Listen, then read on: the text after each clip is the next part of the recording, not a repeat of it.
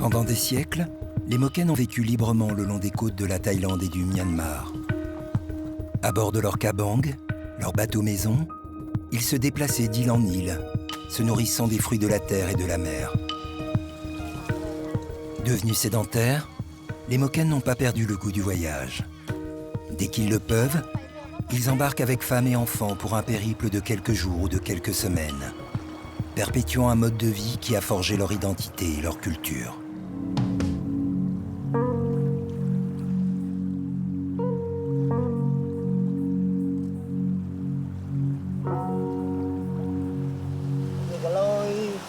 La coque est bien abîmée. Il faut l'inspecter avant de prendre la mer.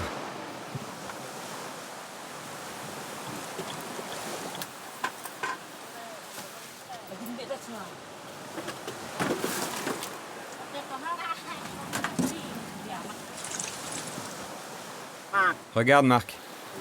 Cette pièce en métal ici, elle a rouillé. C'est pour ça que le bateau prend l'eau. On va devoir réparer ça avant de partir. Il faut tailler un bout de bois et puis on va reboucher le trou. Il faut mettre une petite pièce de bois dans le trou. Noy est né sur un kabang il y a 35 ans. Pendant la saison des pluies, il vit dans une maison sur pilotis comme la plupart des Moken. Mais dès la fin du mauvais temps, il embarque avec femme et enfants pour un voyage au long cours. Tu te débrouilles bien? Ce bateau, il a quel âge? Ce bateau a plus de 10 ans. C'est mon père et les anciens qui l'ont construit pour que nous, les jeunes, on puisse continuer à vivre selon la tradition. Ce sont des bateaux qui demandent beaucoup de soins, car ils passent tout leur temps sur l'eau. Là, ça devrait tenir en attendant la prochaine halte. Il faut que j'en prenne soin, car c'est l'un des derniers en état de naviguer. J'espère le plus longtemps possible.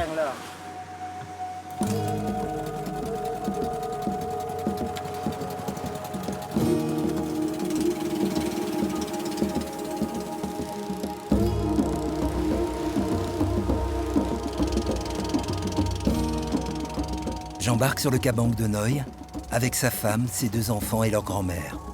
6 personnes au total qui vont vivre dans cet espace minuscule, manger, dormir et pêcher.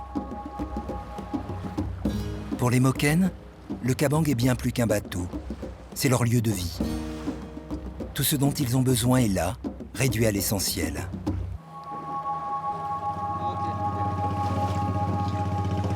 Noy, où est-ce qu'on va maintenant?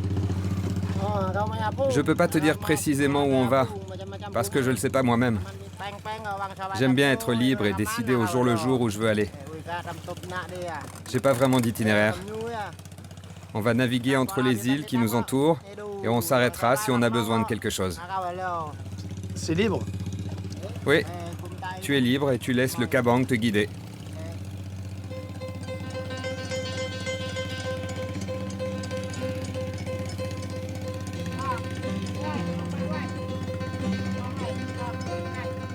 Les Moken vivent au large de la Thaïlande et du Myanmar, dans l'archipel des Merguis. Un chapelet de 800 îles, pour la plupart inhabitées, qui s'étendent sur près de 400 km dans la mer d'Andaman.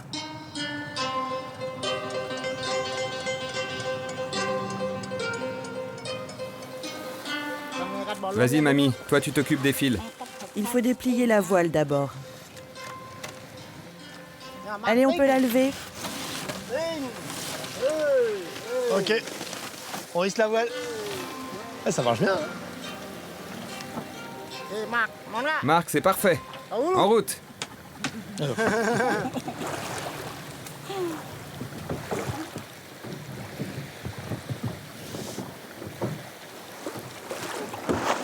Mania, où est-ce que je peux ranger mes affaires?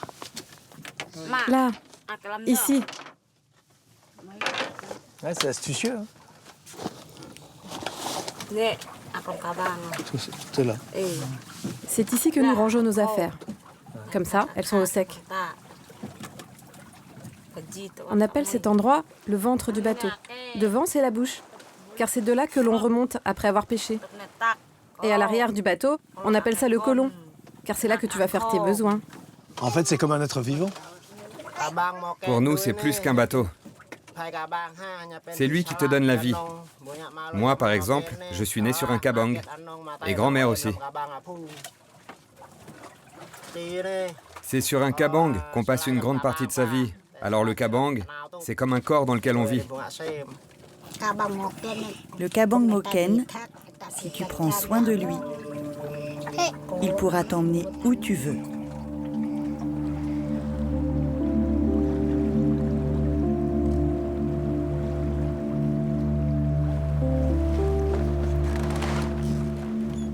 Huyn prépare le repas. Le riz, le sucre et l'huile ont été échangés contre du poisson dans les villages de la côte. Pour le reste, il va falloir pêcher, ou plutôt chasser. Car Noy, comme tous les Moken, n'utilise pas de filet, mais un harpon.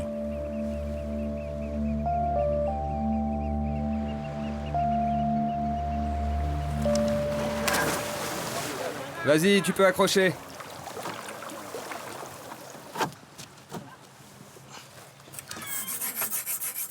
Encore un peu.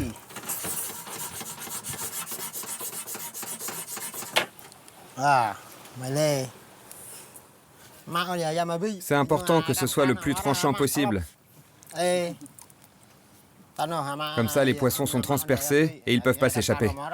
D'accord. Maintenant que la pointe est bien aiguisée, on va l'accrocher sur le manche en bambou avec cette ficelle. Tu le fais? Il faut faire un nœud très serré pour que le harpon tienne bien. Ah d'accord. Bon, que ça soit bien solide. Ça va là, comme ça? C'est bon? Il faut bien l'enfoncer.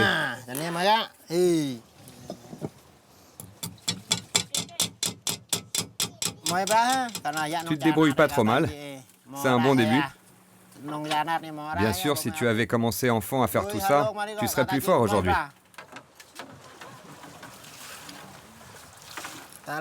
Grâce au harpon, tu peux te tenir à distance du poisson et ne pas l'effrayer, alors que la pointe de ton harpon, elle peut être plus près. Comme ça, quand tu frappes, le poisson se doute de rien. Sinon, il fuirait et toi, tu n'attraperais rien. Et pourquoi tu utilises un harpon et pas un filet?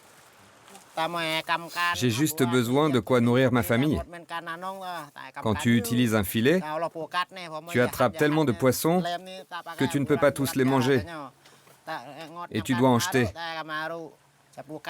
Moi, quand j'ai besoin de nourriture, je vais chasser. Comme ça, je peux choisir moi-même les poissons que je mange.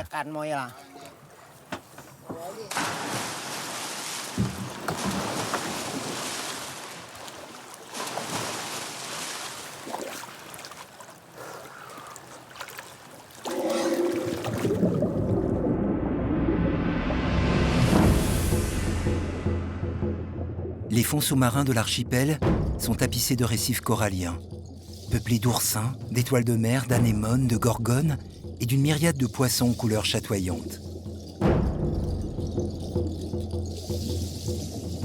Pour chasser, Noy utilise un harpon de 4 kilos. Pas facile d'atteindre sa proie du premier coup.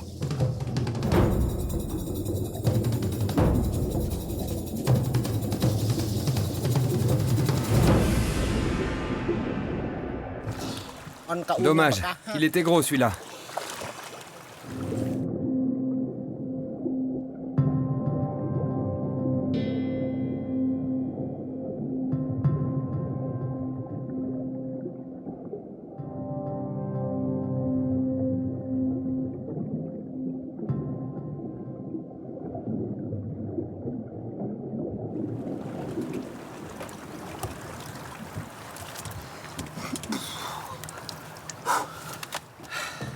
Il va trop loin, trop vite.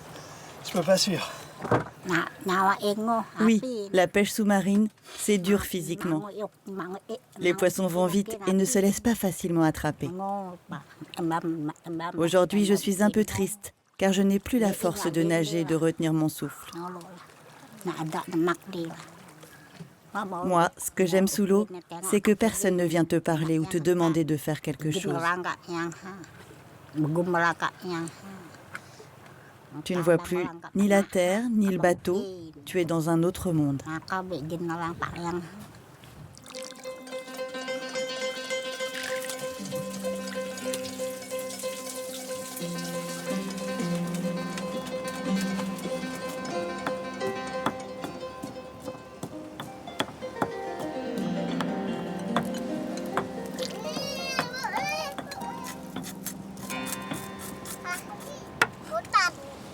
Tam. Boum.